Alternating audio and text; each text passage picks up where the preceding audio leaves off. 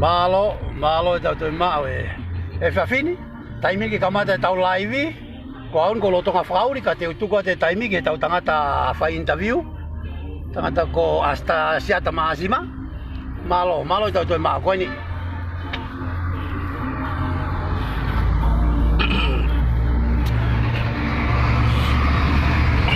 Malo mo tau toi mao e ahon. Pia malo e lau maari e tonga kotoa pe. Mea mai ke tau programa ko ilo pe o tola hai puki ati mo tolu mo. Whamu ke whai mo. Mamata mai ke ati ki maua pe mo e tau programa lai i kau. Hange koe lau. Ko maki toki taimi ata ape ne. Matua ki bisi moni ai taimi e ngahi ngau kon lama ki tau whai. Kai tau whido e. Tatongi ako ai whanau. O mai mo waki koingi koe ko mo o mai pia mana tu yo omi me feitu kege pa ko pau ke mau o kiu o ke lava o mai ke lava ke fa ko tau fanki ngawe pia ko ma fa malo te ti motor fa tau ta hange ko lau kai ke lava ke lau hingo fa lau te lau atu ko mo o si hanga pe motolo me koe o ku ke tokoni mo o mai ke tau ngawe ko matu aki whakamalo lahi loto honga moni mea ki maua i he whakaloto lahi pia mo e popo o mo whai he kui kai ke hata iwi ka tau pe i he whakapaanga pia mo e whai ka tuunga i he society ke lava ke whalala ia i ki maua ka koe uhi ko mo tū tawhaki i he tawhaki ku lawai ke ma ngoi ma koloa ia pia ku maha fie hoko ko mo sewa aniti tala whikau Mone la koe taimi koe pāpolo koe ai whahoko koe reti o koe mon aho le rei koe ene polo kalama Osi poko ya pia whamuri tuku aki ai ne pehe Whapapatu me ho mou sevaniti Moni aho le rei ko mou sevaniti talango hua Pia ku pehe ki maua i he ngai ngau konu lawa ki whakako Matua ki whakapapala hi ke te motolu kotoa Koe sevaniti talango hua ki maua kia motolu Pia koe ia ku lawa ke Mai hen foi hala ko ni mahiri si ben ko hala mau ko la ni ko malo tonga i kai ko malo lo Mau ko la. malo lo te ke ma o kia i ki he hala mau ko la ka ma fe nga to non pa mo malo lo i he tai mini mo sio ke Lo mi e mea. toki Okay. Pero mi me faita ke algo que sio ka ka ke. Okay. Ponoma. Mo sio ke how beautiful our Tongan Island is Pia koia oku mo sio pe mamata mai koe mea koni oku ma taratara no atu ai ma taratara no atu ma heka iki mea lere fo o nai kau iki mea lere koia i he ma ngā ue lahi au pito he ahoni koe wikeni ma whahoko aki ngā ue koia pia koe surprise ia e tautala no ma heka iki mea lere fo o ai aku mui mai ai hoa o mafi i e makili mea lere anga mahe ni ui pe ko ki ofisi lere mai i he maki ofisi pia ku mui mai ai mui be he maheka i he mea lere koe ni koe malere ko ni o whakatau mua ki he api koe ki ta ahi ne mafu ai koe i veitongo na ia ki se niti na o mai pe na tō mui hono tō o mai ki tua ke ave ki ai pia mau alo madoria ki eua mau foki mai haka holo ngai mea koni tu tongi ako moi hafua o kawai pia moi ngai koloa ke whaiaki e taulanga pia koe awa ne homa ki tai Pau mawhakau ke malere o ave ai ki seniti ke ki tai ne ka ku whamalo atu ki he ko tama ko ni me fe koloveteki tau fa pa mo ki kalapu Brisbane mo na ki kalapu whakamalo la ia tu au pito i he kai au noho ko maki telefoni pe te mea ka ko nga tu ko ki ka no mahe kai ko ki ka ne to ki whakatau ni pe ia ane nai o mahe ka mai ko ni ko ma lere pa te bato ki hanga po surprise whakata tau tolu i he uhinga ki mea lere ka ko ma lere ko ni ke ave ki se ni ke ki tahine ko ya mafu ko ki sedi dia ko me ofa mai ya ko si ai kalapu ko ya pe me me Brisbane. Oh ya, Queensland. Oh, Brisbane. Australia a kolovete ki ta ofa pe bole kau naite. Mo fanong mai be fa fa tu pe e kolovete ki homo ngai. Hingoa ka to pe a nengo naki tua ile ka ma ave ko nga ko sabat fa ka malo ai pe foi taha ave fanga foi taha pa pela ke ave he ka bona o atu sabat fa e foi pe ya ka ko huat ko ni ke si ka wai ai sabat tamai na ma wai haki te ka ko alu ke abi me ake he ia ko me ko ma fa ko maua ko fa ko a fetongia o fa fa samarita no mo fai ke alu asediti o a ke kita hine ya ko ia kuma lere hanga tonu maheni agades bloga mai ha masapa de tamai teria na o ke sabate kai ke o mongi aya ko ma ho ma ko ni mai ki we mo so ma ke mga tolu sipaila ni ko I ve ko tofua o maure ni watu he foki pe a le ni ta ha ko pongpongi o ku le ni wa ha u ka le ni ta ha alo tu pe ko yang aya ai tu nga ku ai a tau ki fonua ye David fono mai va ke lava u melere o alu ke o afu ki lo ai hala ya ko ya o kulava veke mo mama tama hange tau fononga fakata be pe tau eva fakata be I tonga I he taibini pe boki mo tol mei mori pe koia o kuma ha tu he taibini ki mo tol koia na mo toto eke ai live konia ko ngo mikoni ko na ha tu pe ko malai koni ke tau ave ki shedi ai ki family Fia o kita magi pe fia ki na tol na fai fo aki mana ki ma lolo pe ki longo ai fo aki ka ko unga pe ko shedi ti na te ke toho pe ko ko fa nga mari ho no toho ki tua pe te ma anu reva o fa ha ko tau fa tongia ai ko ahonia matu aki faka fia pe aku tau make surprise ka to pe I foi ngau ko ya oi ahoni lo tonga lere tu foke kaulanga I patanga taka pe fo ave tongo pe ko ya ko fo malo la he ki a kamperi I ene loto la ke hanga o fu to ta pe ai foi fava ai fare ko ya I be tongo mere nau a mere nau pe o mai pe mo tu funga ki ai ka mau hanga o fe patanga e ko talo no whakaama ko ia foi tawhenga ko ia I pātangata he awha. Pea pehe ka pātangata. Pea koe ke toi tāpuni. Ko akirisi wong nani tāpuni pea paku ai mātu e ki kolo kai toi humai tai. Ko tu koe talo no hawangi ko I he awha. Pea koe ke toi whokange pureanga ke tāpuni e fui hala ko ia. Ka kua hoko ia ko ki alunga anga o tahi. Taimi ko mamahai pea mamaha pa ko taimi ko huai. O hanga tonu mai pe o te foke mea motua o hange peka nau ka kau tahi pe I pātangata kai tau whio ki he taimi o mo sio mai ki he tau kau polisi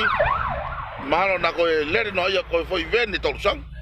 foi vene tolu hange ha mea ofa pea koe mea eke nau lere o mai hange ha lere ki whare mahaki mahalo koe mea nai omi pea mei mana mai mi va malai va kapuna pe ko ombe veitu pe aku ti tu ile vai a kai lere aki e foi me alere policy pe mo me alere tolu tori mu ati mui pe aku na lere fa va he hala hange hano lere aki ha mate pe ko puke ka ye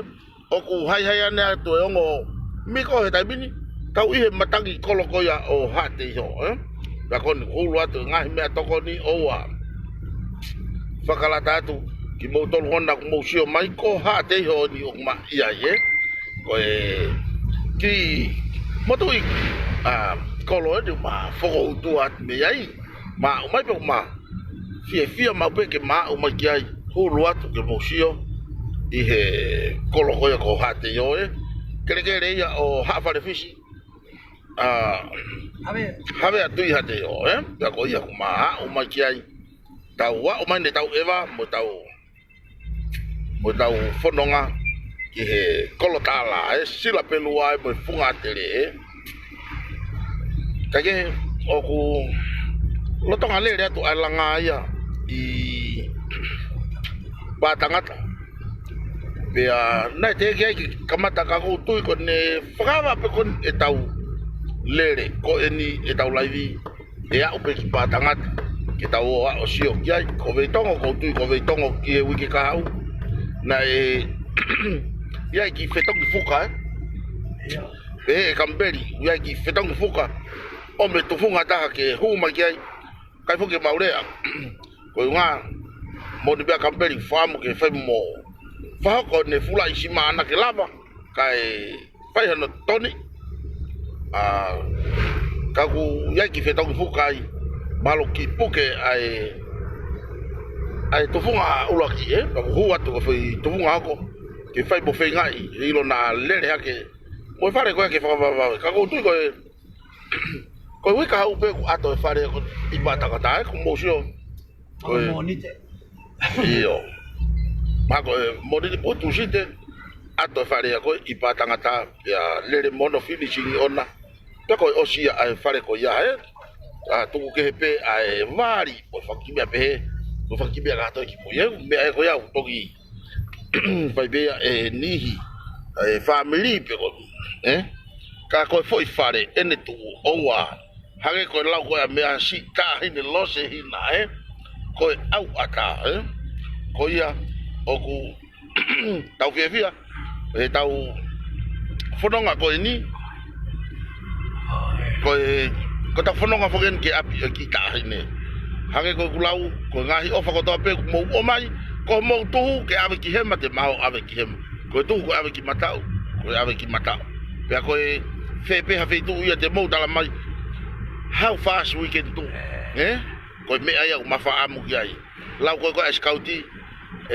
anga fe you can kill a lion kapau te face to face moya ko tari as fast as you can ko va veta ko te fa ko pe ko ta foki olere pe ko ta foki o tauta mo lion pe ko ha fa nga move vai ka ke fa ya ki pe va veta pe ko ia kuma nga o fa ho ko atu e manga we pe ko ha va veta ko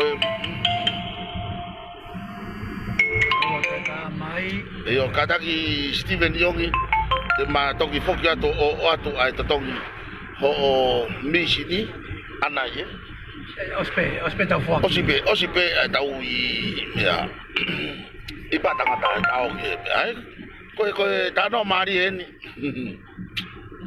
ta no mari la ya pito ai ta no ko ni ya ku kau ya he me mari ko osko e mau ngau e ko ki mi sini ko Steven ni na panga te au he ao kai foki to ya taimi mau kore ke ki foki mo ai mi sini ka mau he ka madol al ki ewa ko mari ko ka me au talanga Steven ki ka fe mau pe tamaya na alwang o area mo ya ke fa foka mi sini ko me ari vai na ko na to ku pe mi sini ya o to yo fa area ada fe mau Steven yong ya ke to tonga ngi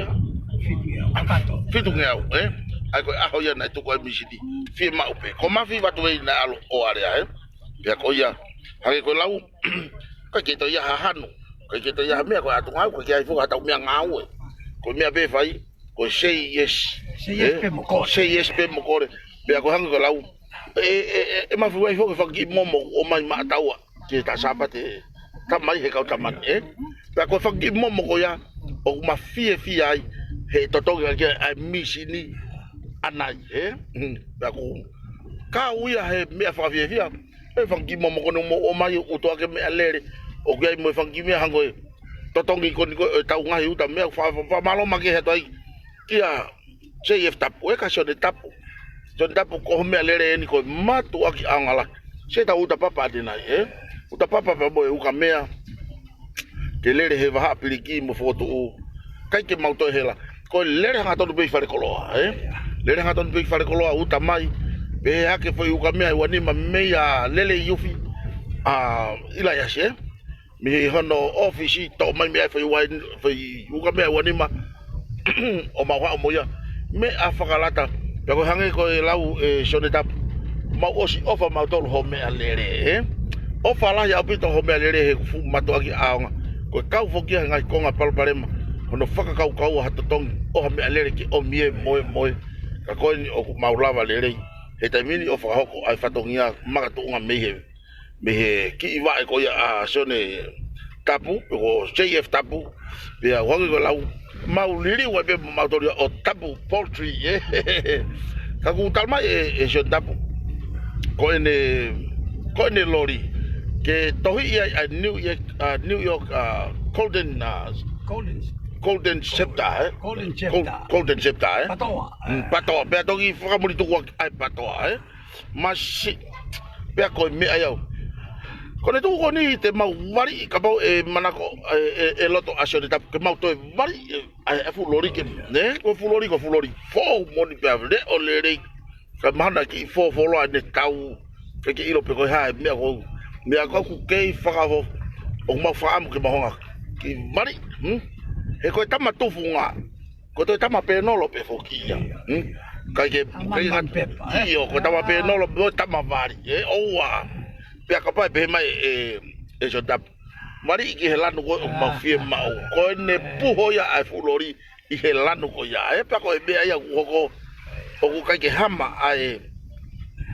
ka wawe ko ni fa ga ko ta wafe ko o fa yo ngo pa ko ta wafe o nga o ta nga o pe ka ta ka to ka fa ga ta fa hang ko lau ki fila nga ki fo ke wala ke sa volo ne si ko fo ya ri na ka mo no ma si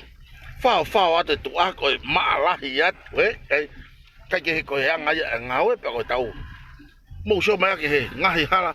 o ku fa am tau pure anga ke tanu mal o se fa nga tolu te mo fa tonga mai ai o ha ke hanga ile vai o fa mahino te mo tol o ku kai fo ke ka we wa henga ko ni ene kautama io pe mo ke tanu pe mo me amafi ke ilo pe ko mo va henga ko anau tolu o fefe ta algo ki wa kai ha fo ne to ka ya ki sai nai mo nga hi hala o wa so ta pe mo nga fu hala ko ni ta le ke che ka ko ni ma ki ha te tau ki al pe ho pe ta no mo family pe ta to how ai ta fu surprise o se ta no mo na ko ya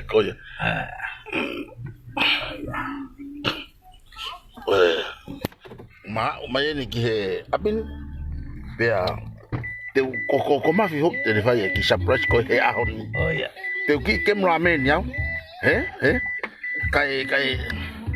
kai surprise a mafia I'm only dreaming pero o famu ke mo mama ta ma ke ka mo sio ko ka ni na ba he ka ma ya ko ki Toyota wa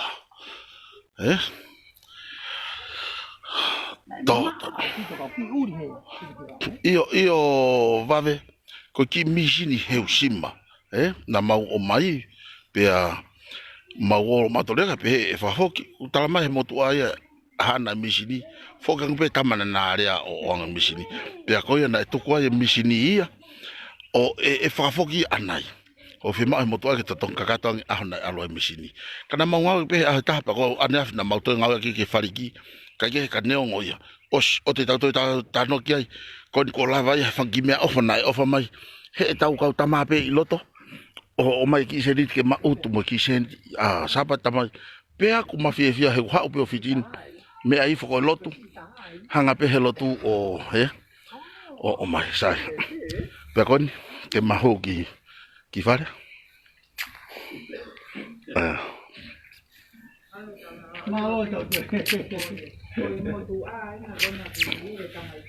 oh io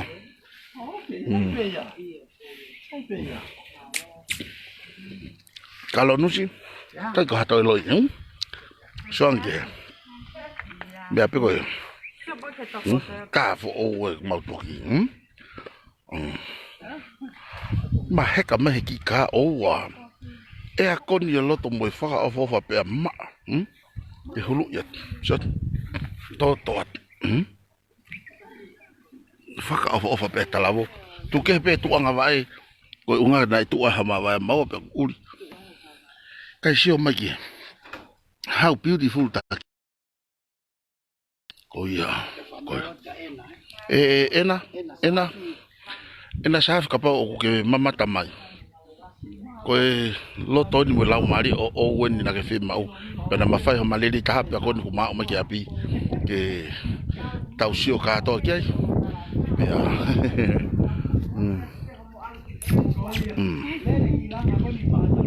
ya ko ya ma yen ke mau mai o onge aki se ni tiki he ha go ya ne ha ko ka fo o we se ko si ka fo o we ko ni tu ko wa ko an pe dai mi mo holo pe ka fo ka ko o si tai mi ke fa ka ka wa pure anga ke to tahan de ngoya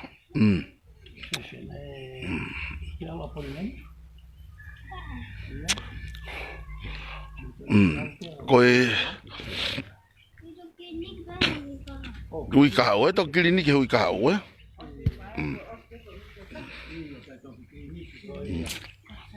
ena ko si o mai ko ka he fa ho ki fa ba ke ai ko mau tari ni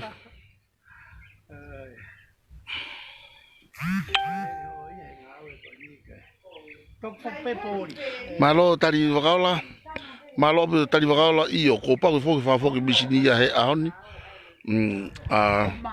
ke ave he ko unga ko kito ya hamasen ka ma fia mau he ne ha upe ai me ko no moni fo ko ke tonu ke tau longo a pe te tau to a ki ke ko fihala ki be a mau na tonu ke os ka ko unga ka pa te malere ma omi ai me alere ai ki me ko mato muia ke waka mandu mau ngawe pe tata pe me ngawe ini ke waka alu pe ko foki ko me he waka ko mau pato pe olunga he waka wa ko ki fare ko ya ko hifo me me he ka ki he waka hau ko tau mai bi heni o mau lere o ko pe ki ya me tu ka ko to fa fe fian ko hu mai ai hu mai ko ya ai lori ko ni ko asone tapu o he tapu poultry o hoko fu lori ko fakalata mo to tokoni fo ki he ngawe hanga pe he ki o mai hakakai manawa ofa mo na wongo ngau fai ka ke e plahame mafi watu vei pe ko to kola mai mo no ke ha ko sekretari ko ka mau ke alo mau to mo vete o ko ne fa mau po pe ye pe pa ko kato kon o ko ne puke ko kato ya fa ai pepa o ko lisi whakalau te lau ai ki koini ko toa pe mo o mai pe ki ya me mo vet pe hang ko lau no pe ko uhinga ya ko mo sio ma whaka amu ke ma bo mo mau a ngawe ta ko u lava pe ta ka to fa ngawe ka fi ma o hata fa to tonu ia ke a nga ke o mai hata ha u maka mi o mo me ke fa ngawe pe apul ko ni masi mai fo ia neongo ne lahi malere ke o mai seni ke totonga ko ma alu ki ko seni ke helanga ko ma lere ke ko seni ke o mai ke totonga ka o ma lere ko tama ke ave mo ki seni ko ke family ko ha ma say yes pe everything ma lere ave ke family ave ki ha kai ke kai pe ke mato e pe a maua ko to ha me ko kolo ape ke pe ko ia mo sho ke ki ofa mo ai mo tala no ko mo ka uta ha la va se ke ko no ki ai sie na si kum ya ke to wai e na ki pe ko me u fa fe fia ko mami e magi ko na ha fo tunga mari au pit opito pe ko mo tali ni ke se tanga ki ke ha o ku malo pe ni me ko ni u hange o tau asifi ha ka ko ni ko to atala tapu dia fare area ke na wona to okay loto o ka to asima ha ata ki tu ka tau aya ai tau to tau ngawe ke ata ki tu le pe tau ke ata ya ki tu he ko me eu tau fi mau la ko ni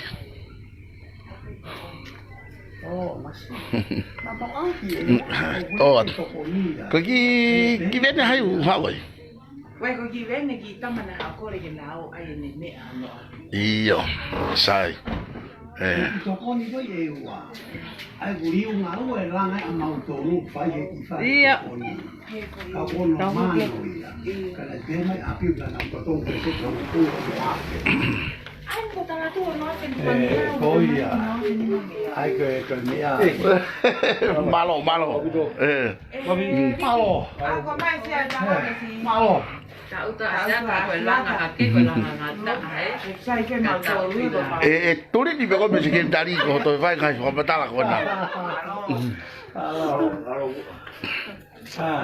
Nào lại này phải ảo đi. Cái tôi nghe rồi cặp mà nó cũng mà la vậy. Ko mai hen ni. Ko ki o fana mai ho ko si he ki kala pu me ve Melbourne. Melbourne. Ki kala. Ko na fa ambe o mai ya o mai ka fo. Ki to la ta has. Me a kolovete ki pe o mai. O ko. Iya. Thế khi có nào vào tôi biết họ phát cái tài nhé. VCD Ma dia sekretari ko. Ma sekretari ko ke. Iya. Mà home secretary phụ toma. Ba ko hangi ko lau. Mau fia la o ku ai me alfa ai fini moto ko ena. Ba ko mahalo fa o lo to heka. E fa ambe ko tawo ko ni tawo ki alu ki ai o alu matolu ya kai ka ko e fi mau pe ki iloi ko e fi mo to ko mi fe ya Maui ya Island of Maui yo ki ko ha ko kauna ya Kauia kinga mea ko kahuna ko tama kinga mea no kahuna ko kahuna ko tama ko tama mea ia ko tama tungu ia ilo pe tungu ma mo seri balere ba mo seri ala ko lu la lo ke hangi ko lau ke ya me ko mana tu ibe ko mau ya ko yung kisevani tango mo na holere ko de pato be ma alo simai ko pato be ka fe tu malere kai kolo ape hango lau kiria kana tolu kiria ka mau kiria ki ki lagi si fefe ake iyo fefe ake mo ye ki fefine ko ni mo uyo kala ka pe tu oh iya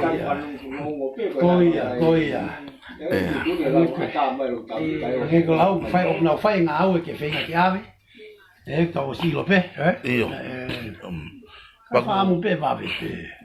o fa pe e va be ka hango lau me ta ko fa funga ko lau fa ka ia ki kau a tau ka kai I he lau I he paanga ko yo fai aki fa folau ka magi pe a ku hango lau o fa be lotu pe ke la he ku ai pe mo ki fai to o me America ne ke pinia ke to ni pe ka pa fai ka pe usai ai pe hango lau ku pe fa ki ko ni na ho re ko langa ka pe mo tau tau pare ka ke ka ko mea mafi yo ko fa am ke tau ke ala a ka fo mo au ta o mai me a tau au ta tolu tau ka to ape te tau mo mai mo to fa fa ba lo i ka ora ke mai me afa sigan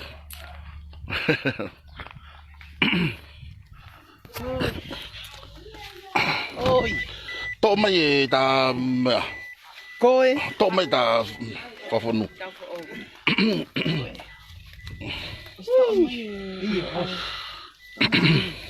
tu pe ki ai ka vo ta ka ki ta fa ko e bauta heka kiloto heka kiloto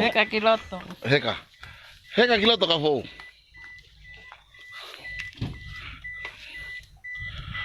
koia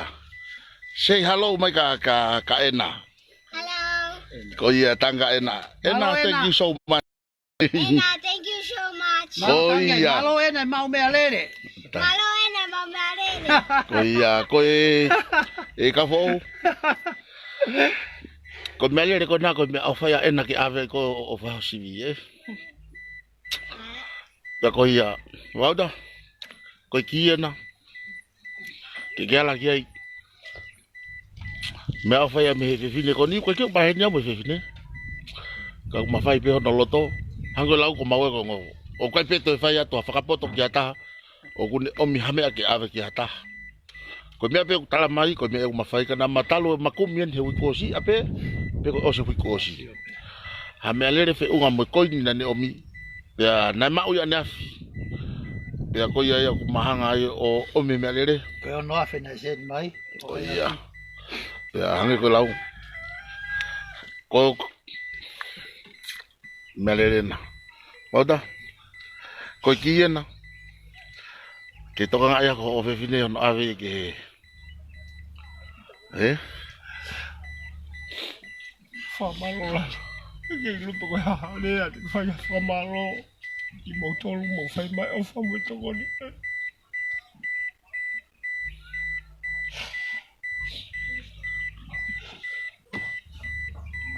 Tau tu bela lang ke ki ke ot. Ke lang ki family ot. Are afu famalo ka ki mo tolu. Si o mo o famu fa ni mai ki o fefine ko. Ko fa mo at. Si ama tono no.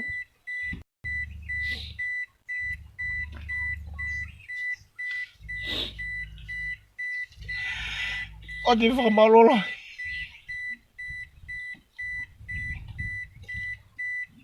Ke ha mana ke ki family.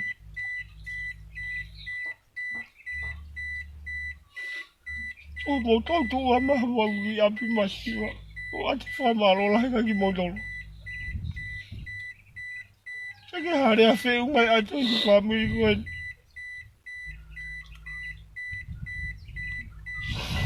Wato ka pe ko mo o fa mo to ko ni e mo ya ki o fifine ko. O fa malo i mo to mo lot mo to ko ni o fai. Ate fa malo la ya bu to siata. Pe he ki to ta ko na ne fa ki me afo ko ni ka ke hare ai ya. Ko ta tau a. O fa pa bu be ko fa ki me ma ki fa bri ko ka ki o fifine ko.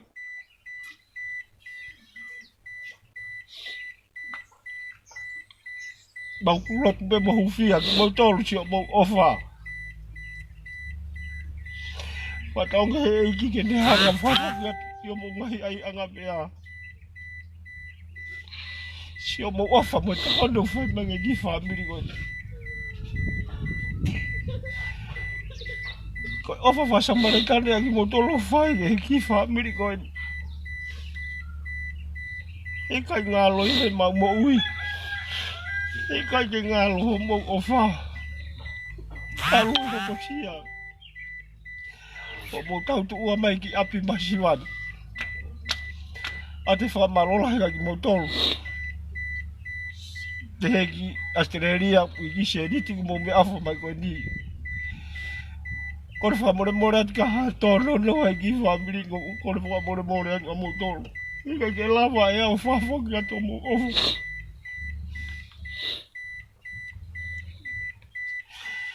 Kau kore peke he iki kene o mai a mo ui ka kita tol mo atu hanoga ka ki mo tol mo ngahi ngawe lai o mo fai me o tumuri na ku ate ofa lai me ki family. Tua more. Ke lava ke mau haka fata tau mo ofa fai mai ko ki family ko ka ofa fine ko. Tua balora hot ke to tala ni haka o mai me ko di. Ena shafi. Ena shafi. Shafi. Ena shafi ate ofa la. Ne ate au. Ki ofa fine ko ni fu to koni o mo fai. Ko ba ko fa mo atu. Ka ha ma wi to no ki family mo fa mo.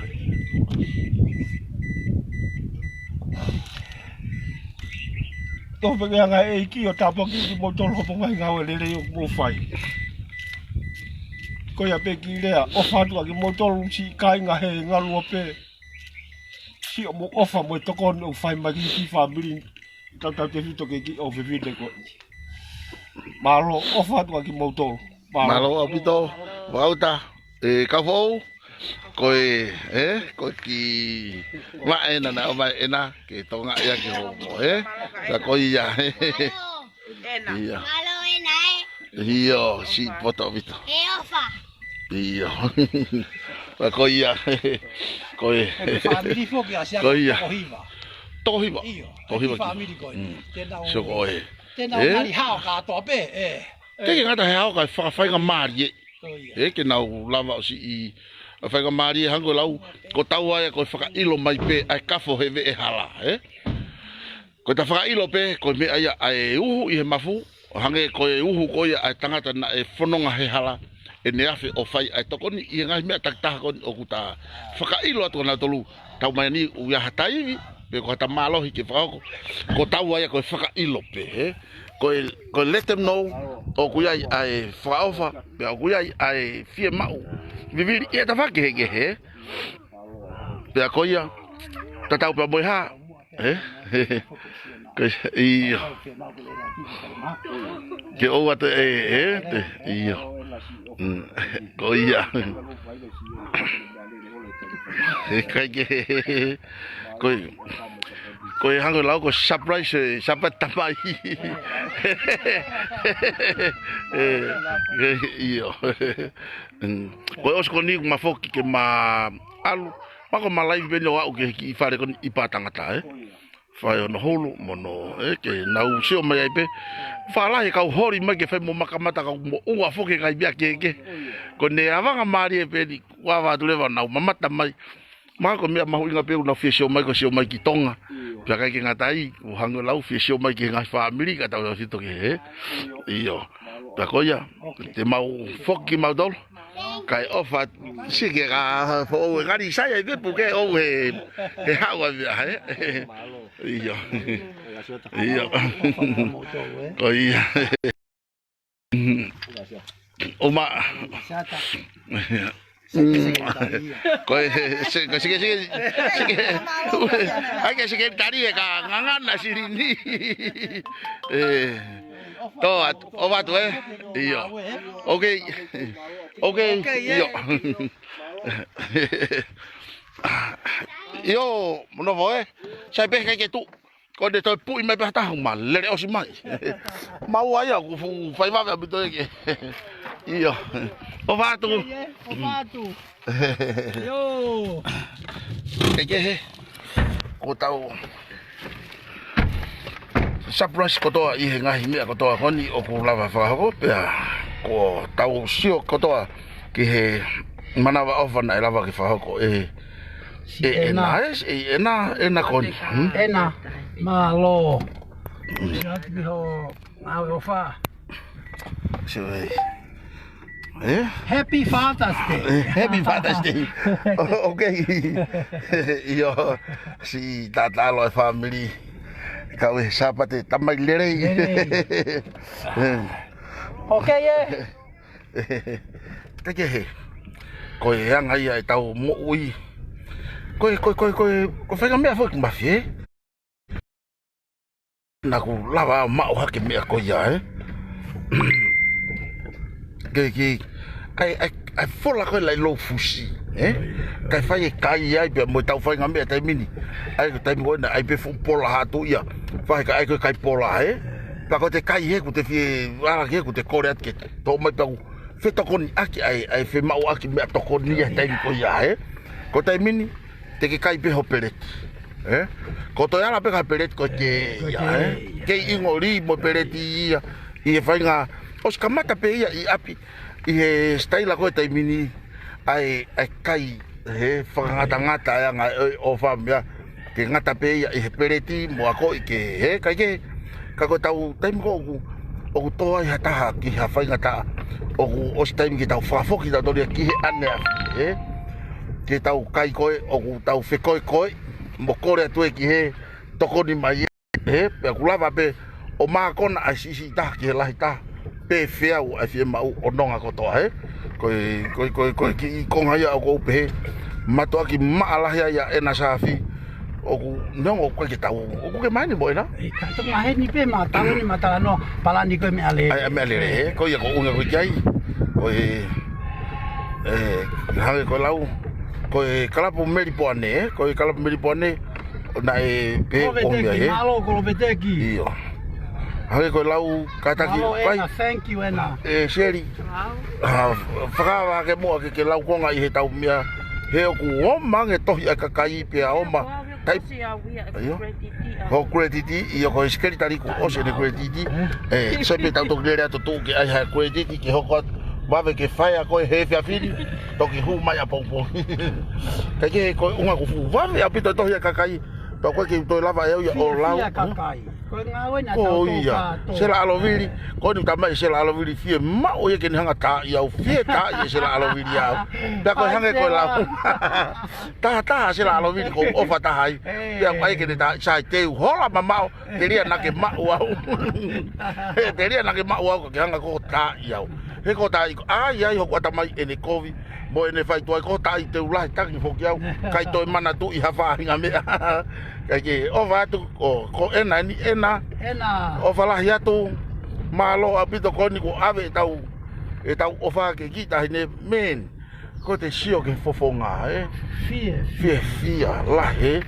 pa ka bona na tau pe o va hi voia kilalo I 50% o mo ui o si toi pa mahalo pe ku he hiva pe o si ado ova te au mata hu hanga tono pia ena ia ki hevani hu hanga tono thank you ena na ko ia o fatu ka te ki motolo o fa sia sau malo apito ho motoko ni mo ngai tokon ke o ku ikai ke ulava whakalau ki motolo whakatau ta yo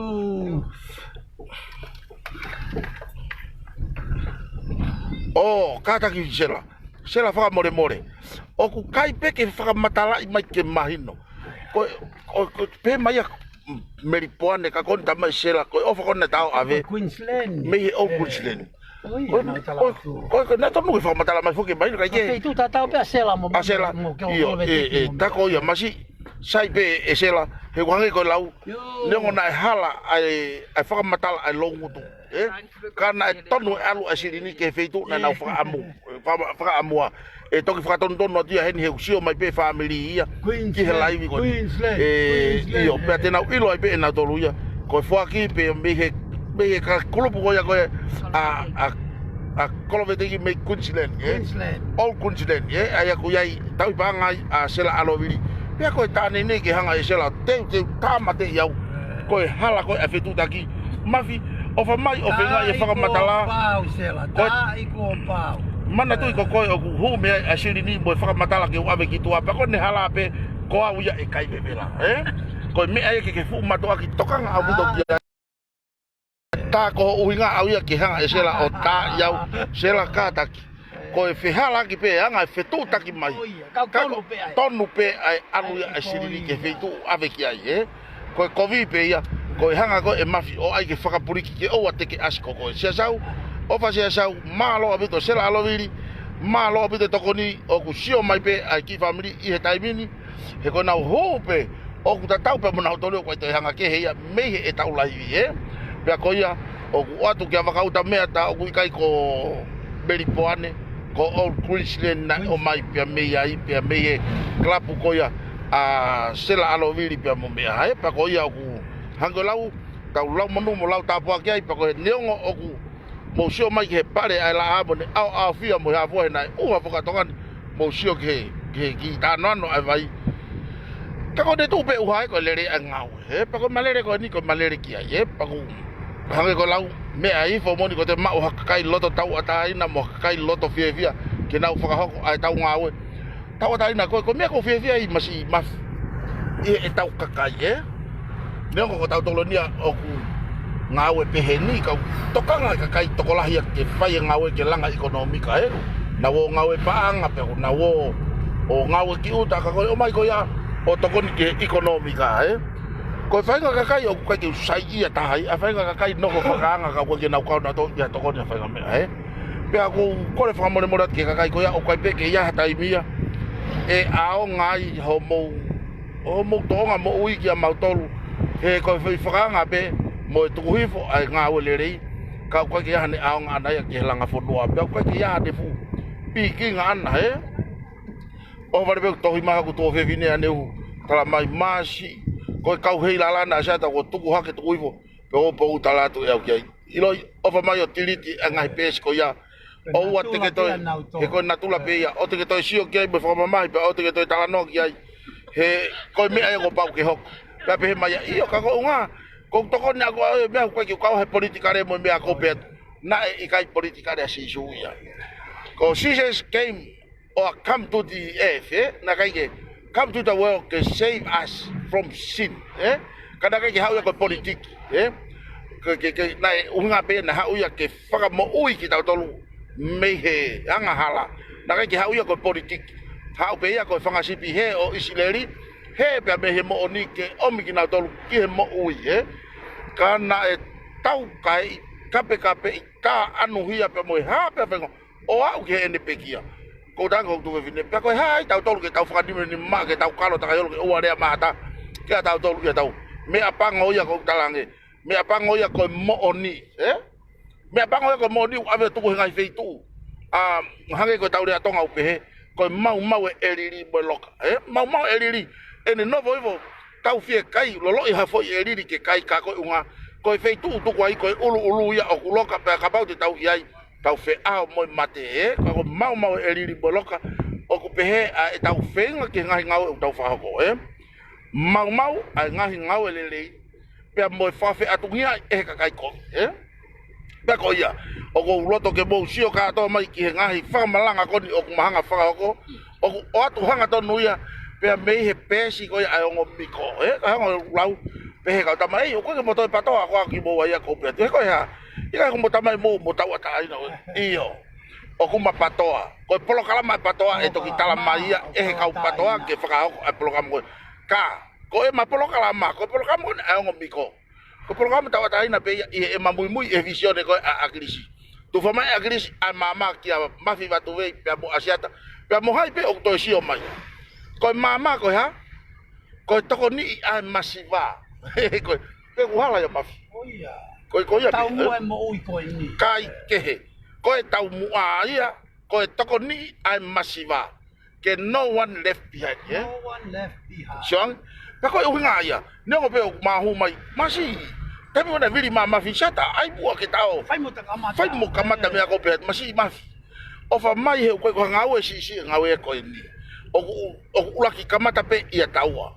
ulaki te tari aki o tao ngo family ua ko pau ke ia me ngau lere ke kamata aki tolu ko pau ke ta fa pau e hoko lere ngau he ko ngau ko ngau si mafi ane tau fa he te ko maria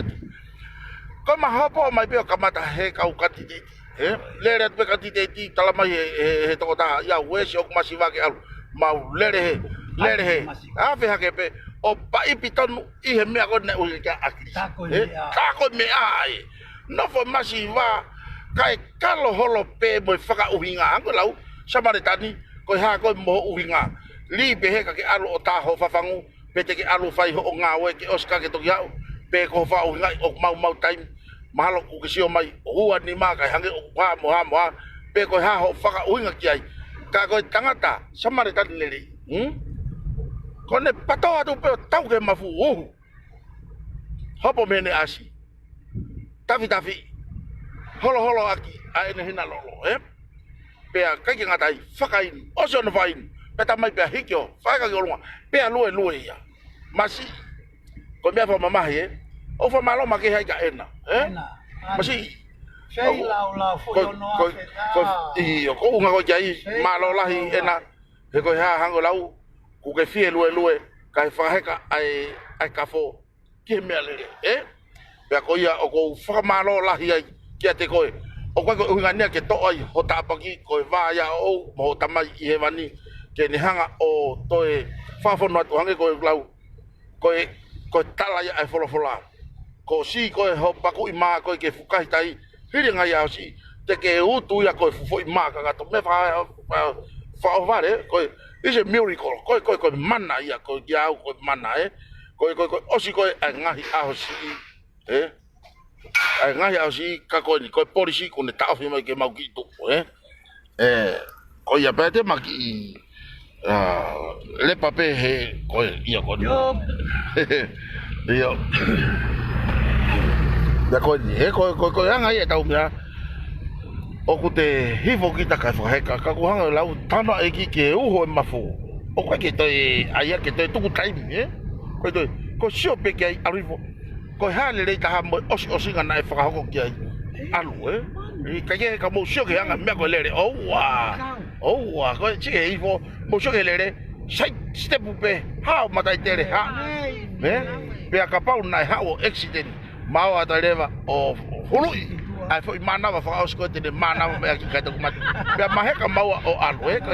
ka ke ko konga ia o ha nga si ka fa uri ni tonga ni ko o mai fo ia malo ko ke fo o mele le sai tu o ma fo ke mio ye fo ka ko a ko en tau ha fu po wila me ko tangi mo o ia we he pe ka pa ya wa to ngo bi ko kai ko na o report ko hulu ai to e mo o ia we ka to ya o ka polisi ki ai o ave ai eta si no atau mo eta to hela ia va ka ko me pe ko ia oi kai ke he ko hanga ko lau ko tau wifo ia pe a honi e tau sio ki he ngahi o fa e ne ta mamotu pe ko fe tu ya ko mi kai pe tala ma chat avec ko e weekend hai ko o si fa ka tu fo ke fo foi paretia ua ane afia ko ke ya va ka ya out pe ko foi paretia e tolu e fa ka ya ko ma o se di o to tongi aki ta ko ya me ka kai Thomas Ovanoa Thomas Ovanoa fa feta fa malo tu Thomas e ofa pe ko ha ko lau va fa septa ka ta ma ko ta mi ko ho mai ta programa o ko le fa lo fu ai o ko tau ko ta de vito ta programa ko ni maf ko me na ya o hilo na ke alfo ko no America pa to ki soka i mai ko ko president na soka i mai ko ka ba na ke president da bi fa lo tu foki ya kada ke he ka mai ko he hosi a Trump kai ko Trump Clinton o ki mo ya Clinton push Kennedy o Kennedy ai ya o Kennedy talo tu pagi tonga ni ke mava he mi kai ke ko uinga fo ma ko tau sio ko fo na tu ton hake awai ai mo he ko he fariki fetenge tenga ko me apea a o ke mo he fa ki pe alo ke pe o ke fula hi pe io mapu kana alo pe fo ka map a mafia o mo he i mo he kalele mo he fare ku lele ko de tu o ni ki a o ko si lo na nunga pe mo fa o fang ka kai o na no fo kai fare masive sivang pe ko amanaki ia ko fa am elu pe mo tau ka kai ko ilo o si i lau ki lu ho tau ka kai i to apure anga te na lava pe o si ala ni mai hango tau tanoa ko fare ko i tongan i he tai mini o te ki to hoko atu ha indavi ko o fa mo foi fare ndai vitong o si kamata hono teu i ke whakawai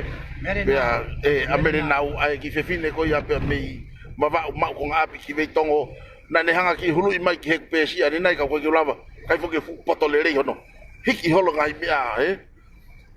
ai si toko ua ko anai kai whonue ahonau ki loto whare pia kai ki usi lava o tukuhake ke sio kakai i mea ko ia kai ko kako kusio ko fa mangi ko ha va veta e si lava whakahoko aki whare o mere nau ke whakahoko hangi ko whare ko ni o tau ai i mea ko mahalo ko wika hau ke osi i pātangata kai au pe e mawhiki ke sio he nau ki u mea konu kofu aki ai fu tapore konu kofu kai whai e langa ko unga ka nau whawawe o ave nau ki u mea ki whare o kofu au pe fu tapore ni o tuku i tuku o koia ko unga ki hanga o whamanatu ki kakai nai uha foki ahon he pe a koni o kei mata uha pe ka koe tau tala noa pe koe uhinga ngaia o kopi hei tau si ilanga mua haapi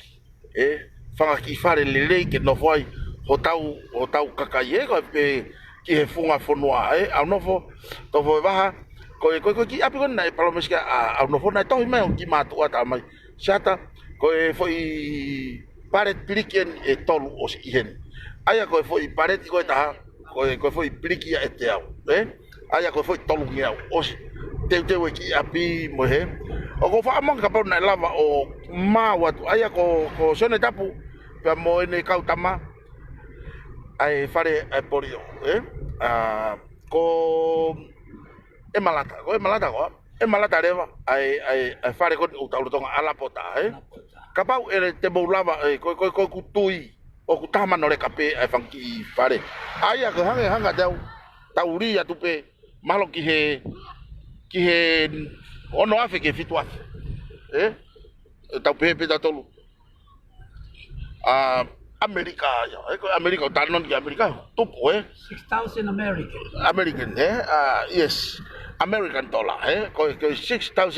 pe ko 7,000 pena mo 8 o si to atu o si mate aka ia ke fawa pe ai foi fare e taha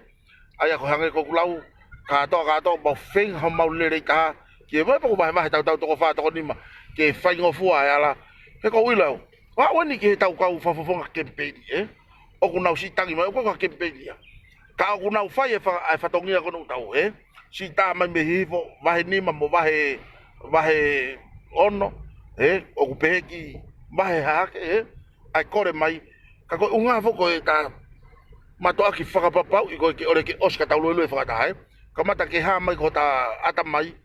o ngari saya ke fai molanga ngai fare ko tau os interview ke os ko ne hoko pe interview mo hoko pe interview mo tawala ke o tau lue fakata hange pe hoko area ko agrisi pe tuai mai pe va mai ka ko pa ke hoko io even o ka pa te tau puri anga pe kai puri anga ka ko vision e hoka ia heloto ka kai he kai to pe ko ia o kuma tala no ato i he aoni ko malere ko ni ko lere hanga tonu ki pa tangata kuma fo mai i hala pahu ko alu ki ngere ia pa mo hala reva ko ia kuma hala bypass this is the bypass the bypass road ko ia ka hange ko lau ko Paita Road anu ai I he tai mini Paita River in the river sea in the river ko au via ai langi he ko tai to fo ke la ka mo sio o ko ke ya tai mia ma ai ka mate ak fo noa ko ya ko ape pongbongi ko mau ave fa nau ke ha ko mo me ko mau tu mai ke ta nga we pe ko ne ka pe ko ai fika e fana wa ko ke na wo pe ki api fa na ki fa ilonga ko luse fa bo na haka kai kai lere ai nga we ya ka ko me ai ku hoko ko pau ke fe lau e ha to ta hang ko agrisi a ene mo kai hoko vision o ko ki ha vision e fa ya ki ha ni me ni mama ape ko x4 lele kai puna mai ate hang lau adi to ko pe pe time ai ki ke hanga ko e hai ko tau tolu na mai ke ni ma aki ke na ni ma tau tolu e ki ke whakahoko ene ngā oe. Ke iai tama malanga pe, iai tama ki ngā oe pe, iai tama ki hanga o hape ai whainga mea kā ko pau ke whakahoko o whatatau. Pea mo misiona o mi iai tau tolu oe, pea ko ia o ku iai ai whakam. Ka ke giri mai masi, ke taki fo I ngā oe kone whai he au ni. Mone au pito, mone au pito ngā au whai, mo si o tonu pe iai le nai. Ko hai ena tai tangi. Foi aqui, malo mo si ena ne si fei lau la talo ne matala no mo ena malo alo ne lava ma talo pe tau fo interview ki family mo ai mai ena pe ko ne to ki ko me no pe to na me paki he ka o si mal ko ki ato ko si kada e os kata ala ta to ko os kata pe to fai pe lo tua mo kore ke mau haka fe unga mo ivio ena ko ne fa amua pe ahoni lava paki hilere mau se ki ka fa ke ni ka opito pe aku o ya ko mala het fe tai mu tau ayo o to tongi nga ya ko fa na tau tapa ma ai o ke nga ma to man o koe wala o hangi koe huo keri ke more iwi ka ko osang e ta polo kalama he aho mani masi mafi more iwi i o masi lahi koe iwi ene more mea ki taua hangi koe ne ta whai hafu ngau e lahi o ku tangi he taimi lahi pe aku o koe tangi koe loto mama ka ku maa whana pe loto ia I whai ngā aongo mau he taimi ia pia koe hangi koe lau o koe ke te mau e kita ia taimi o whai hatala noa noa ia pe whaka uhi ngai ka koe te au tono sio ki ai koe taimi te au tono ki ai o sio he whai ngā aongo o omi ehe masiwa me ka kehe o ku o kehe pe hoki ai foi ai uhi ngā koe o atu o tala noa ke hia sei ki hata pia moi mea o kusio tonu ki ai kano I mata pa ko tani ni alu pia si su ia masi o lata pe ape kakai masi wa kako ta no ko hanga ka te ko fu kakai masi ba pe a eni o fa mui holo ya si su he ko asi pe fo ke ne hanga fafanga kako tunga ko ni taki malanga I lewa taki malanga ko unga ko tunga ko ni mafi ko ia ko ki automatic pe ha o me ko ta mai po poto pe malanga hango ni alu ko sisu ko malanga pe hango ni malanga ko mo unga tai to la talang he ka ko sisu ta fe malanga ka fe ka kai ke na wa to ke ngai fare ko loa na ta pu pe ha wa to ke ngai to ko I kolo ku me ke na kai ka to ki o ma fa os malanga na ma pu ni ngai fare ko loa pe ta sisu I kai fe ka ke na no fo kilalo ko ha ho mo te ke fa fanga ka kai ta ba ka ta ma na hala mau te rea mai a tata pe mato te fa mai a tata pe pe ko pe te sisu pe ko fie lau ko mo no foi ta va ki ko pe ya tu ia mo to re pa pe a tata no pe sai ko hai a mo to lu ya ki ko me ka ya ko ki ta masi ko ni na te fa a ene me a tokon ai ko ngai fa pa ko fie lau ena ho tokoni he ko mafu yo wa me ngai fa te mai ne ki me tokon ko ni ki mata I ka mo foi ma pe ko fica o sisu toma ia pene tapo aqui fica a fuka fa vai mo tu fa que mo ilo ko me ai o fai tu fa me kai que fa fanga que kakai pe ko ia tu fa he ka ei sai be balanga tu fa ta ko me mari ka que tu fa pe ta ka to pe mo ko mo ngai api na to tu at mo fuka to o so pe ni mai ta mai na fe mo ka to ka hawa ape ai ko la hia ko e ka ta pa ai ko na o mai e kai a kai e ki foi mana tapo aki pe na wo mai mo futo nga kai o to e kof o mo ka kai ki fe ka mo ka kai ki o mo ia mas ma mari e ki ta no mari e pe to atu o wa ko me ai ko tai me ko hanga he lau mari e bafi o fa re ta ai me ki ta re aki o ta ai fo ha ngo fa fica ta wa pe ta aski fare lotu hatai la e pe o ko ke alu pompe me ama ai mo ko oi ya we si o kai foki o te mo ai ke to hiva hivi ko du fare o kapu se de tapu ko patoa ko malanga ko a sisu ne hanga fa fe ka ke malanga sisu me malanga atu poku aki to pe vo tau ke malanga ko a akirisi pa ko de foki ba ko ya tau ya ka tau tolo e so de tapu mo ki mo tolo ko o ko mo fa ki mai ho mo o fa ke ka kai pa ki le pe ko ya ko au ya pe mo cameraman o kuma matua ki talango fo pito ko mo nga hi ma ko ya ko no bueno lo ko malanga fa fana mai secretaria ki mui nei mui o pe mai ko pe ko a veve monite tana ke veve moni ma se fa no ba si ke secretaria le a ke o fe fine asiata que tu ko fa nga toma ka ko de tu ko di te ba fa ka ko pito por ese no vai ko no la no vai va me ta ba ko ya ma wa yen ki he che ngai nga we hala popua ya o ku tau me yo fiatu he tai mini ki he ha ko ki pa tangata e. Ko me ai fo. Na mo wi fo ia he ki malanga na fai fa va ma pa ma ke tau hau. Ko u nga fo ki fo pe tau folau. He ku mo he ka mai he. Mo he ka mai pe ia maua ke tau fononga whakata. O ia we fa po. O ta ova tau si e ma o me. Ko ki fe fine ko na lue. E pe a te tau kon api ki sio. Ko ne hau pe matangi alu kana no pe lai ke ke. Ka ko sio he na nga we aonga. Ko ke ilo i pe ko ki fiha o ange ma ana ke mo ia. Ka te tau kon api o live hanga ton. Sino vai mo ne o ta mai ki. E ko sio ko aya o lokai. Ko me lokai ai. Iyo o ke ilo mafi. E ko tau fo ko ngo homa te te. O ta piki fo ta wa ke fo on ta ko ta nga we fai ko no lomi ka he fo no ki o na te e na na te lomi ka ko tui ka o vare pe o ku ofa mai atu po wono ka tau ke ta hoko ko fai fare mai ne ka u paipa pa pe mai tu po wono te mo mau ai ma fai ka kato kia pai pape o mo ngo o ku ngari ke pe ku ke fai to ke mo turi a pe ta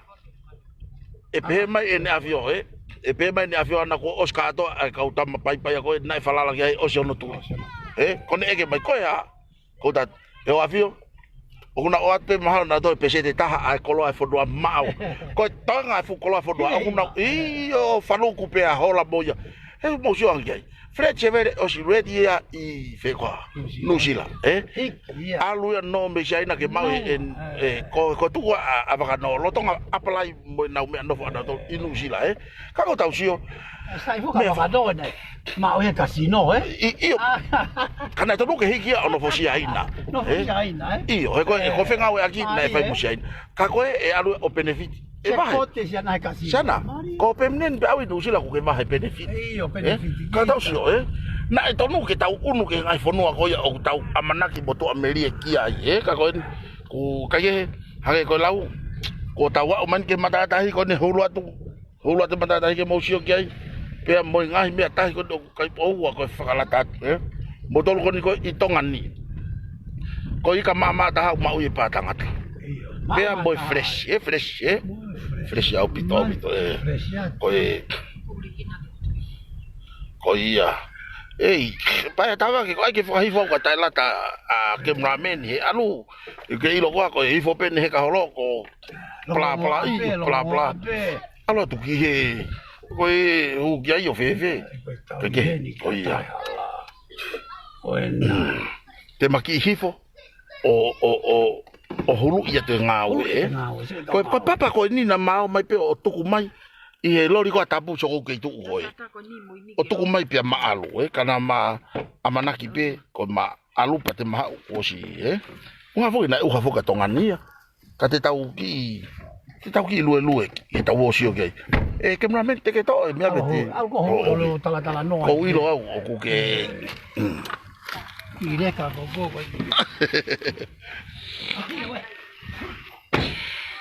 ke tau ki eva ki olunga ke tau si o he ngā ue oua maalahi atu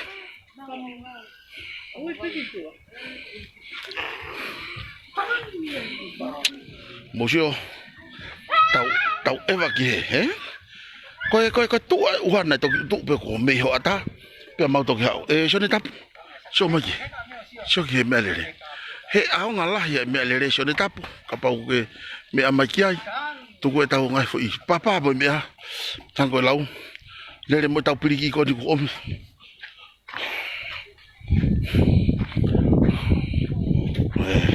mo sho ke owa ko de patope mo sho mai aki ko mata pa ko tu mari fiela ko tu funga na no hi mai me va tata siliva ko va tata ko la fo ki a tolo ko va tata siliva ko fe ko owa ske malahi mo mata mai Fefe ho sio ke tunga kon ku ai Pono ka pona kai ke uha han e Pai ke u. ato be au kai hango lau me usai ai ke ngari ngawe ho nge ni hangawe hakau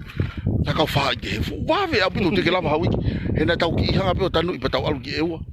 o tau toki kamata mai pe aho moni te he i o toki fariki mai pe ane afi te ke lava hawi ke oi apin koe oua sike to to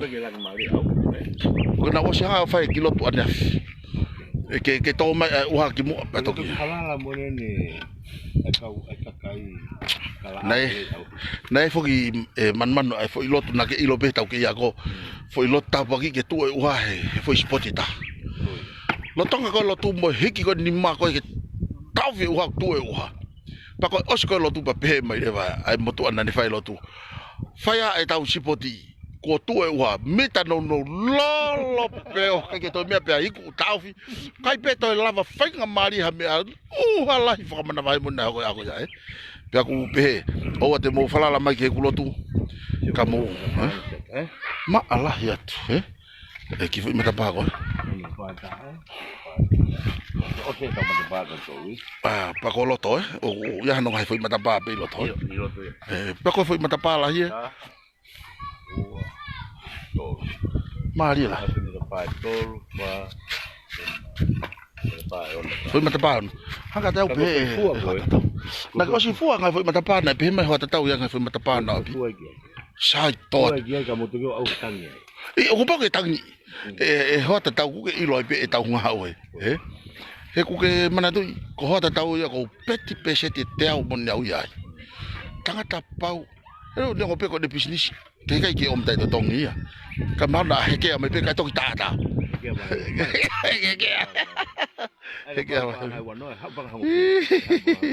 Ko ia. Oh ya, pangata o na to tu ma ka tamaki ni. Ko ngoi masiko ni.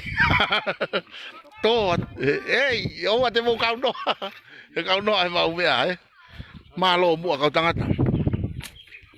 Ta ko ke to lahi pe ka kai tonga ni no ke ma o ui ngawe o fa ka ta pe ta to ko ke to ya ta ta ko to pe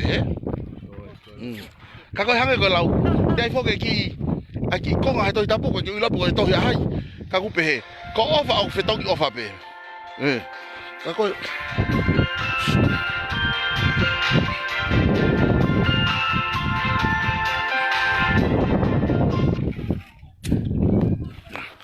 lo tonga e laivi ka mai ka kai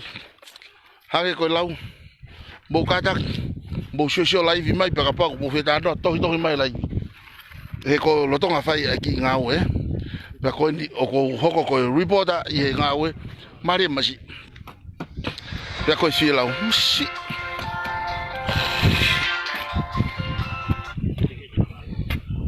yo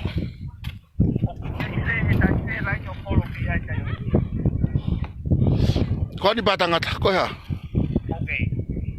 lava ko ni mai ki tola to la ko ki me mau paure da te ki na le mai okay yo kon okay yo ko a tunga kakai o pepe kakai ia o ko tumari ka ko ke na ulo na tolu o ku hala ata ko atunga i he tai ko to ape ka ko ha o i he ka to ko ta ke lere mai pa ka pa wala ko tang sorry I have no money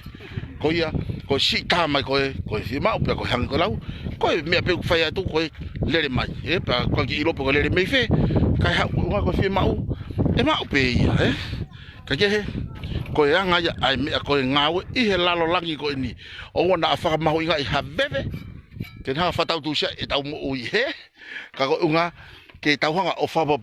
a ko te tau mate ai ta ko to mari te ke o ka si hova pe ko ka setan ka ko ha ngo ta fa ko ku te alu mari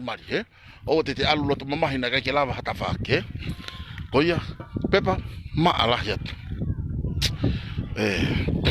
ko fare vitongo o ko fa amu ke tau ia i he wiki ka hau lava ni pepa o tau ki olunga e ke apong bongi tau ki olunga ki o te pe kala a o sla aya o silo e na mata no mamo ke paleri ane fia pe tok tok mai wa koni ono bongbong sai au bito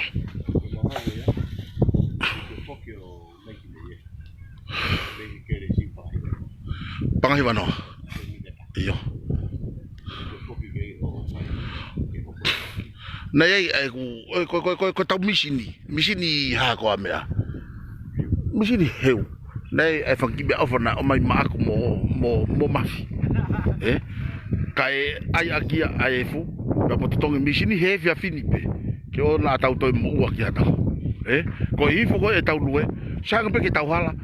no mo ua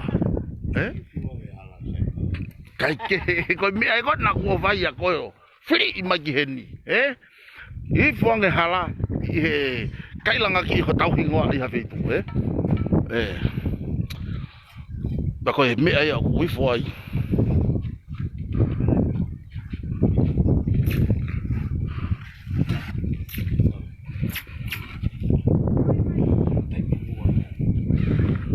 Pepa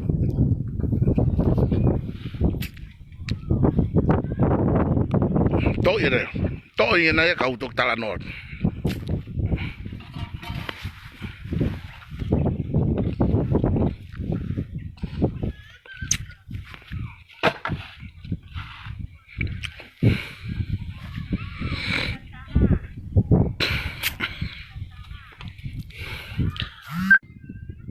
kataki ka ku ke sio mai o ate ke toi ka mai ka ke tohi mai pe ke tau fetohi aki kataki fo more e ki pe ai ngahi fei tuna ka ku ke mamata mai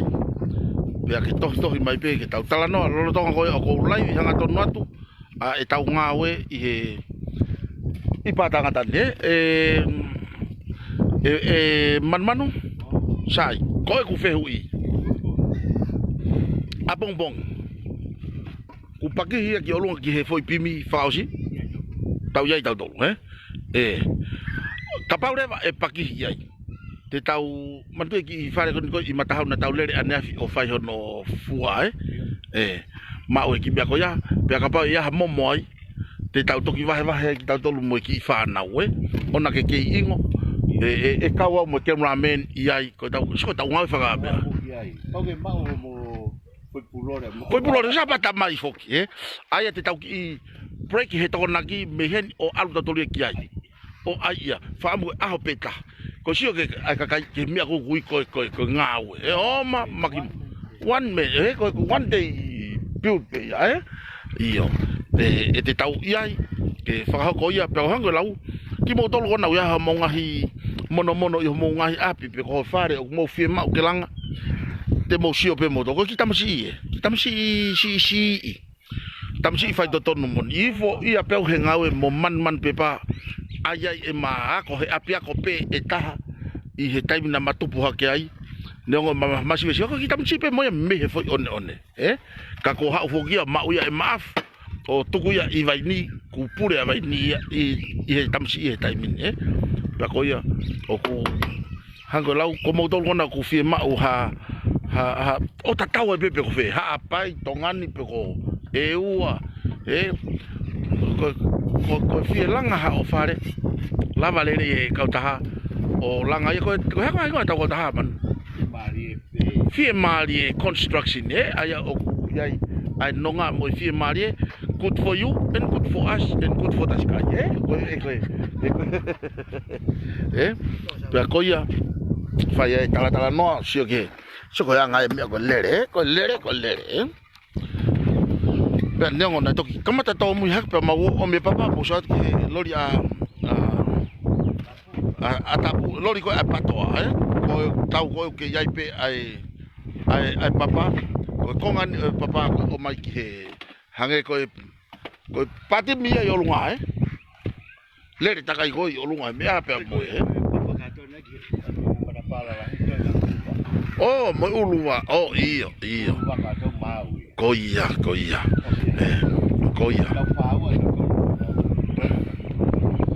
e to o be foke na o mai yen efi eh alo ka jo ta ko ka u be ya Monday or Tuesday ko ya so mai ko me ko o ke o sai ne o ma ka wa ai ke fu o ma o pito na vai o ku tau pu ka kai te ya ta hoko e ku na ia fu e tala putu ai motu ana be ko de hoko ko putu ko de tango do fo ai le re hos babe o ma o pito uhila mai tala putu tala ke hai mo tala hopo pe ko are ka he ka hosi ta le tau ke te ke o mai ko foki mai ko ke tala mai o se fe ka mate mai pe hosi te ke o mai ko na api le re ke motu atala ko hosi o to hala pet motu ko mna ko na hu ikai ka ko ya le re pe o var pe to o at venga to hosi mat tanga motu ha mana ho ke hosi ikai na ke tama pe ke uhila mai ko Masi ko uhinga ke uhila tu ke lere pe pa ke ngo e mate hosi pe tu lo lue o ang hano ki time ke mana o ko uhila tu ke lere hosi pa ko ya tu mate hosi ka te tau to pu ya pa ko uhinga ya e man tau ki lere pe tau to lu ya pa tau ki pa tau ki he ka ke tu ka ko nga ke brief pe ki ha ko lere ko na ke takai la hi fo ki dia hona He man we lagi gile iyo naka to mita te au ka ko uma fo ta kai la la o varbe ku te ki hiki o varbe ku te ki tai to pe he ka ke ka ko o ma ko a lo hak a fo wa se ke fa la tama si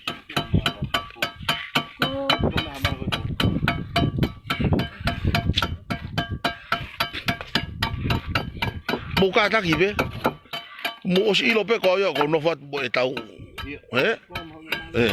mo tau fai wa, ke huru tau fai wa. Ke kau ka to ala to kau he to piliki, fai pe tu ko me ai to ya lo to vai mat.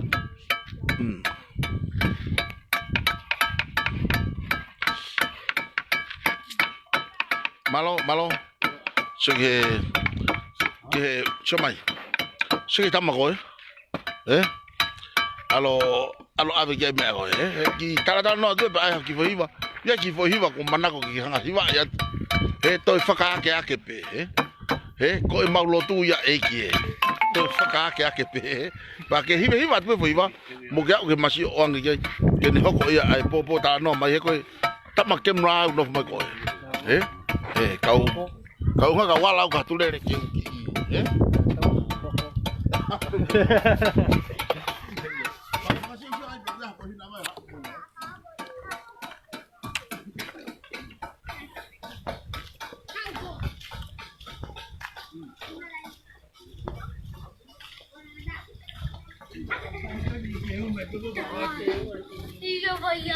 Siapa? Malo. Kai. Kai. Malo tau te mau. Kai. Holu ya te peki. Ko ki kare Sige, kau tama ko nei muri. Ki foi mei. Loloi. To e loloi. Nasi kau tama. Ko si lo pe e ita mai kau tama ni. Ka hulu ya te peki mo si o tonu pe. Mei Kai mau e tangkuri ko na taka. Asan. Tu pegang. Malo. Tak ibe mo an mo e. Wow. Malo mo to. To mau e. E fa fini.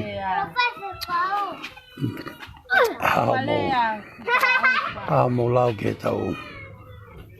Fua ki mea awha konya ne nai. Ne wha fia English. Yeah. Thank you guys for tuning in today to the live. Johnny Australia, thank you. Follow Puri, haven't seen you in a minute. Tau tok tata nai ke ta shoki.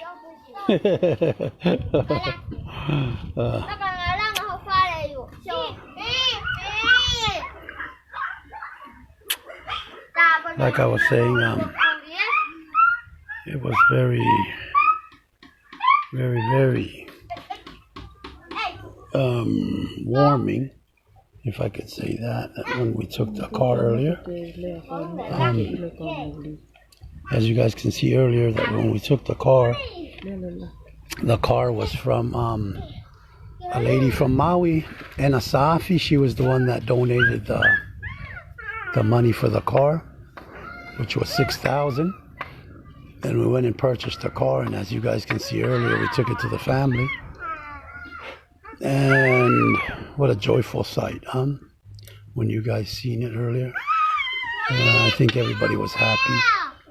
That's the kind of work that we do, and I hope everybody appreciates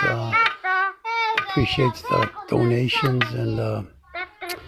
appreciates all the donations and everything, that all the helping hands that we get throughout this program. I know that on lockdown, it's very hard to gather ends or money together to help other people, especially when everybody's on lockdown in the world. But thank you guys. At the same time, we took a $1,000 donation with the car. So we gave the car, and at the same time, it was $1,000 from the Queensland's group. Koloveteki, their group from Queensland was the one that sent $1,000 up to take with the car. Thank you guys, Koloveteki, Sela Elovidi. Thank you guys for all the help that you guys do, and everything that our little program does. Thank you guys for the help. Like I think Asiata was explaining over there earlier, as you guys can see, the bricks are coming up, the doors are being set, windows are going to be going in. The work is moving forward. The good thing about this house is that the materials for this house, everything is, I think, I don't know if Asiata mentioned it, but yeah, there's still a little bit to go for the wood, but yes, by Monday the roof should be up. Everything should be up, and the family can get in. This is what we were talking about earlier. After the storm hit, if you guys can see this tarp is their belongings. All their belongings are still outside, wrapped up in this tarp. So you guys can see, you know what I mean? It's kind of urgent that the family get in before another storm hits, and all their belongings are still out. So we're trying as fast as possible to get the building done. These are the bricks that were delivered today to finish off the house. These are the bricks that were delivered from the Tawelangi family. These rebars was donated by Ufi Lele. Thank you, Ufi. Lele Ufi Finance. Lele Ufi Finance, Elias. Thank you for your donation for the steel bars. The wood was part of the money that was sent this morning. That we went and got this wood, and then the rest of the wood should be coming either tomorrow. It all depends on the funds that were promised. But you know, thank you guys. This is the shot from the outside. Bricks are going up, doors are up, everything is up.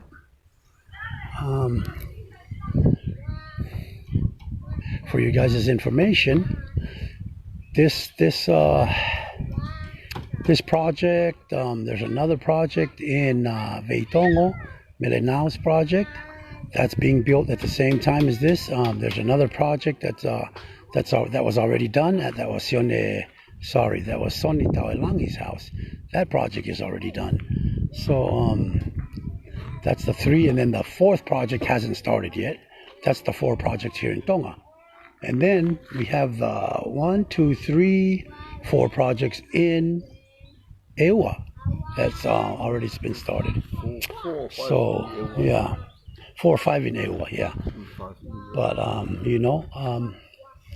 like I said, thank you guys. We're trying to get everybody, all the families that were interviewed, we're trying to get them into their houses before another storm hits. So that's kind of the thing that we worry about, to make sure the next storm doesn't hit and they're still outside. So thank you guys. I hope you guys liked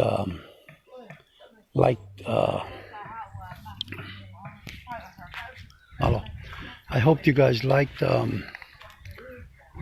donation from Eni Safi. Eni, thank you very much for the car that you donated for the family to Eni's idea. Eni put this idea to me, and she said that because the family lives inside in the inner part of Veitongo, and they don't have a car, so every time the little girl gets sick, has heart problems, they have to run and find a house with a car to run her to the hospital. So Eni's idea was for her to buy a car for the family, so that they could, whatever happens to the little girl, that they could run her to the hospital if it's an emergency. And as you guys seen earlier, we took the car over there, gave them the keys, and that's all she wrote. The family was happy, we were happy. That warm feeling that you have when you help somebody, that's very, very, very, very hard to find now these days, but it all wouldn't be possible if it wasn't for you guys. I hope you guys liked it. It was a nice little car. Nice little car. They have nine members in their family, so it's going to help them a lot. But thank you guys very much. We just can't express our gratitude for you guys, for everything that you guys do for this program. And a lot of people say stuff, and a lot of people hate. We don't worry about that. If you guys know me, Hasiata's different. He'll get on and write a bunch of stuff, on comments that people comment about me. No, comments don't mean nothing to me. I don't answer any comments that are bad. My comments are thank you and love you and them kind of comments to build up. So just thank you guys. We're gonna be coming live again. No, wait. I am gonna be coming live to you guys from tomorrow. On the league. They have the league, the board meeting for the league. They have the AGM tomorrow, and I'm gonna be coming to you guys live from there, so you guys can hear straight what's going on. All the lies about the league. You guys are gonna know the truth tomorrow. The 2 candidates to be the chair or the president of the league is Misisika and Fafanua, the Speaker of Parliament. They're the 2 candidates to be the league, and then there's 2 candidates to be the treasurer. That's Ippolito Lasalosi is one, and the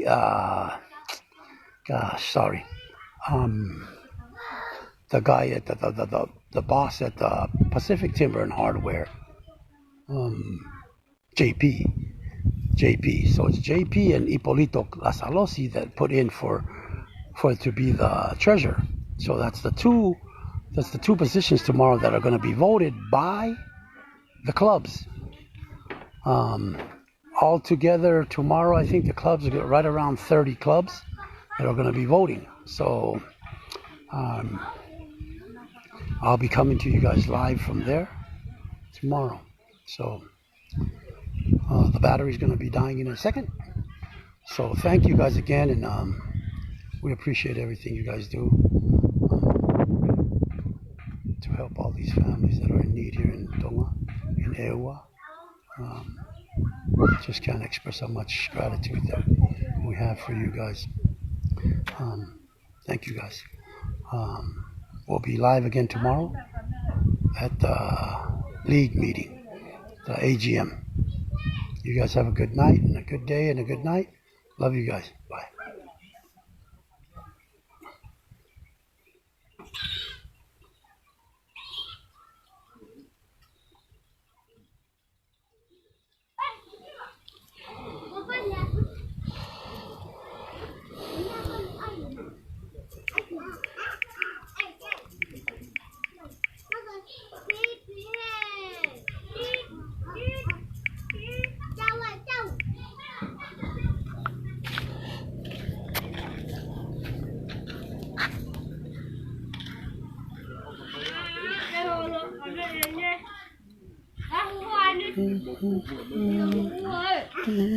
Thảo à cây.